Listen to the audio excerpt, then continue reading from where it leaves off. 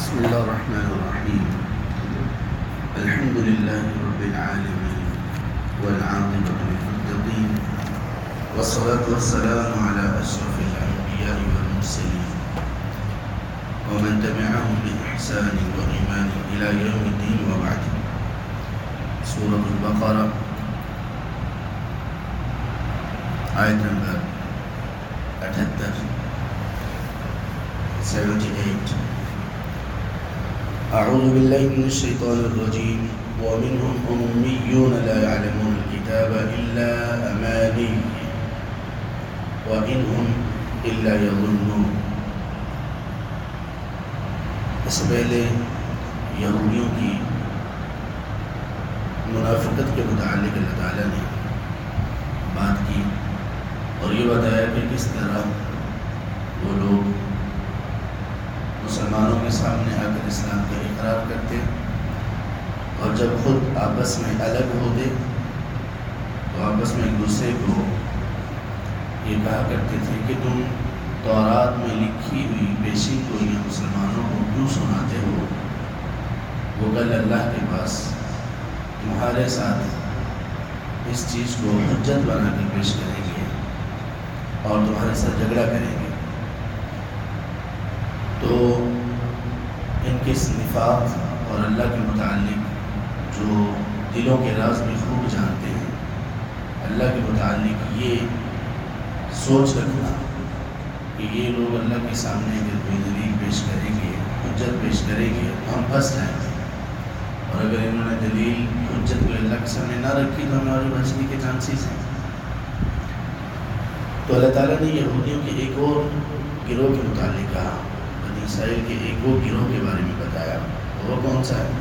وَمِنْهُمْ أُمِّيُّونَ، اور ان میں سے کچھ ایسے ہیں جو امی ہیں. امی وہ جس کو لکھنا اور پڑھنا نہ آتا، یا جس کو پڑھنا تو کسی حد تک آتا ہو لیکن لکھنا بالکل نہ آتا. دونوں پر یہ لفظ بولا جاتا ہے. لا يعلمون الکتاب، وہ کتاب نہیں جانتے. یہاں کتاب سے ایک مراد یہ ہے کہ وہ لکھنا نہیں جانتے. کتاب سے مراد ہے کتابت، ایک اس کا معنی یہ ہے. دوسرا اس کا معنی یہ ہے کہ وہ اللہ کی کتاب تورات اس کا علم نہیں رکھتے. الا امانیہ، اب جب ان کے پاس علم نہیں ہے تو کیا ہے؟ الا امانیہ، ہاں مگر کچھ خواہشات ہیں. خواہشات کیسی؟ خواہشات ایسی ہیں کہ ہم بڑے عظیم لوگ ہیں، ہم اللہ کے محبوب ہیں، ہم اللہ کے بیٹے ہیں، اللہ ہمیں جہنم میں نہیں ڈالیں گے، اگر ہم جہنم میں گئے بھی تو چند دن کے لیے جائیں گے، اور مسئلہ ہی نہیں ہے، ہم اللہ کی پسندیدہ اور چنی ہوئی قوم ہیں، ہمیں اللہ نے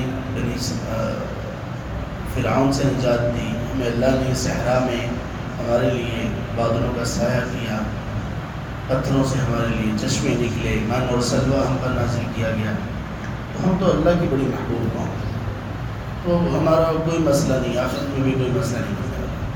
اس کو کہتے ہیں ڈیزائرز، خواہشات، تمنائیں. بس جیسے بہت سارے لوگ آج کہتے ہیں کہ ہم امت محمد صلی اللہ علیہ وسلم میں سے ہمیں کوئی مسئلہ ہی نہیں، کوئی غم بھی نہیں، پریشانی نہیں. یا کچھ لوگ کہتے ہیں کہ ہم فلاں کے بیعت ہیں، ہمیں جہنم کی آگ چھو ہی نہیں سکتی، قبر کا عذاب، قبر میں ہمارا محاسبہ ہونا یہ ہمارے ساتھ ہو گئی. یہ سب وہ خصلتیں اور وہ سوچ ہے جو کہ بنی اسرائیل کی.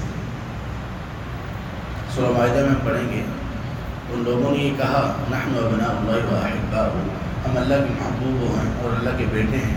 تو اللہ نے فرمایا ان سے پوچھیے لما یعذبکم بذنوبکم، یہ بتاؤ اگر تم واقعی اللہ کے بیٹے اور بڑے محبوب ہو تو اللہ تمہیں عذاب کیوں دے دیتے؟ اس قدر بدترین عذاب میں مبتلا کیا اللہ تعالیٰ نے تمہیں، ایسا کیوں تھا؟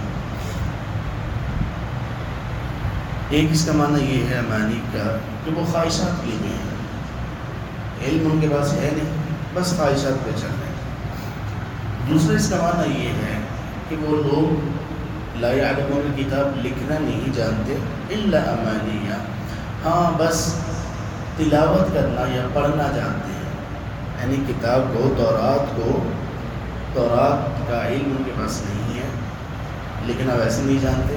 ہاں تورات میں سے اتنا جانتے کہ سلسلے جو الفاظ ہیں نا وہ پڑھنے آتے ہیں. اس سے کیا مطلب نکلا؟ اس سے مطلب یہ نکلا کہ وہ لوگ ان میں سے ایک گروہ ایسا تھا جس کی یہاں پر مذمت بیان ہو رہی ہے، جس کے بارے میں یہ ان کی قباحت اور غلطی کا ذکر کیا جا رہا ہے. وہ ایسا گروہ تھا کہ جو تورات کے الفاظ پڑھنے کے تو قابل تھا، معنی نہیں ان کو آتے تھے، نہ وہ معنی سیکھنے کی کوشش کرتے تھے. یہ عیب مسلمانوں میں دیکھ لیجیے اس حد تک سراج کر چکا ہے. کسی کو فکر نہیں ہے کہ قرآن کریم کے معنی، قرآن کریم کے مفاہیم کو سیکھا جائے. زیادہ سے زیادہ لوگ اگر کرتے ہیں، وہ بھی اب بہت زیادہ کم ہو چکا ہے، وہ یہ اہتمام کرتے ہیں کہ چلے اپنے بچوں کو قرآن پڑھنا سکھا دیں. کہاں ہیں وہ والدین جو یہ خواہش رکھیں کہ ہمارے بچے قرآن کو سیکھیں، اس کے معانی کو سیکھیں؟ بچے ایسے ہی بڑھتے ہیں، عمریں بڑھتی رہتی ہیں، بچپن سے لڑکپن، لڑکپن سے جوانی، جوانی سے پختہ عمر، بڑھاپا، یہ سلسلہ چلتا رہتا ہے اور لوگ اللہ کی کتاب کو سیکھنے سے محروم رہتے ہیں. نہ شوق، نہ ذوق، نہ اس کے لیے وقت، نہ کچھ. تو یہ صرف تلاوت کی حد تک محدود رہنا اور اپنے آپ کو رکھنا، یہ کوئی مسلمانوں کا وتیرہ نہیں. نبی صلی اللہ علیہ وسلم نے فرمایا صحیح بخاری میں، بھائی تم میں سے کوئی بندہ اتنا کام بھی نہیں کر سکتا کہ وہ مسجد جائے اور جا کر اللہ کی کتاب کی 2 آیات ہی سیکھ لے. یعنی یہ اس حدیث کا جو انداز ہے آپ صلی اللہ علیہ وسلم کے کہنے کے بعد ایسا ہے جیسے کوئی بندہ کہے کہ یار تم فلاں بیماری میں مبتلا ہو، اپنے آپ کو تکلیف میں ڈالا ہوا ہے، تم میں اتنی بھی ہمت نہیں ہے کہ جاؤ ہاسپٹل، جاؤ جا کے چیک کروا کے دوا لے لو. مسئلہ کیا ہے؟ یہ وہ انداز ہے اللہ کے رسول صلی اللہ علیہ وسلم. بھائی تم لوگ اتنے عاجز، اتنے نکمے، اتنے کمزور ہو چکے ہو، اتنی ہمت آ چکے ہو کہ مسجد جا کر تم 2 آیات کو سیکھ لو، ان کے معنی کو سیکھو، ان کو پڑھنا سیکھو، ان کے احکامات سیکھو. تم سے یہ بھی نہیں ہوتا. اور دیکھ لیں کہ ہماری مساجد اس سے خالی ہے، سیکھنے سکھانے کا اہتمام بھی نہیں. تو یہ یہودیوں کے ایک گروہ کا وصف اللہ تعالیٰ نے یہاں پر بیان کیا.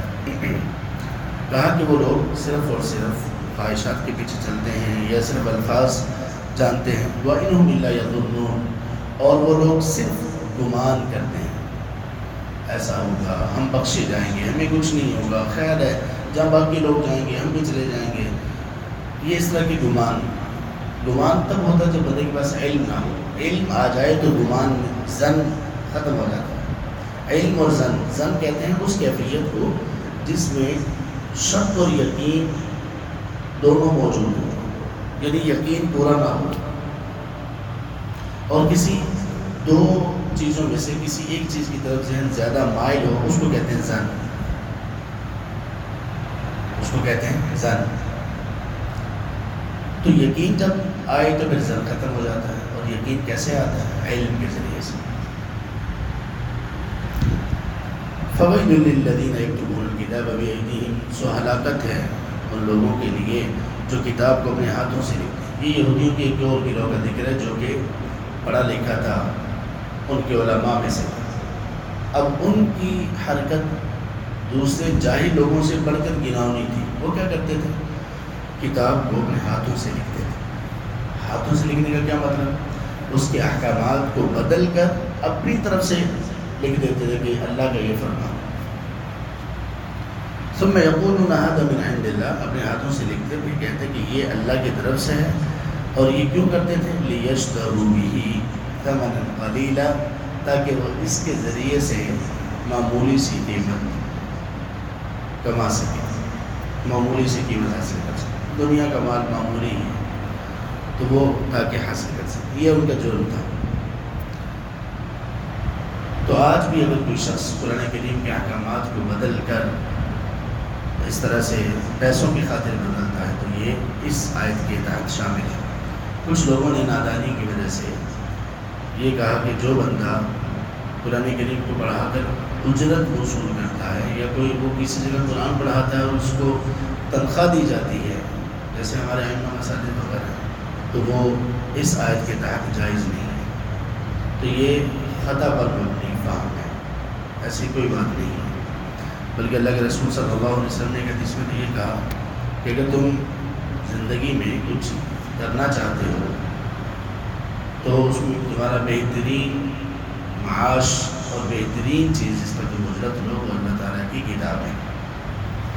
تو اس کا کیا مطلب ہے کہ تم اپنی زندگی اللہ کی کتاب کو سیکھنے سکھانے کے لیے وقف کرو، ہاں اس کو کاروبار نہ بناؤ اس اعتبار سے کہ تم ریٹ طے کرنا شروع کر دو، اتنے پیسے لوں گا، اتنے نہیں لوں گا، اتنے نہیں دو گے تو نہیں سکھاؤں گا، لوگوں کو ضرورت ہو سیکھنے کی، سکھانا رہا، ایسا کرنا یہ نہیں مناسب، جائز نہیں۔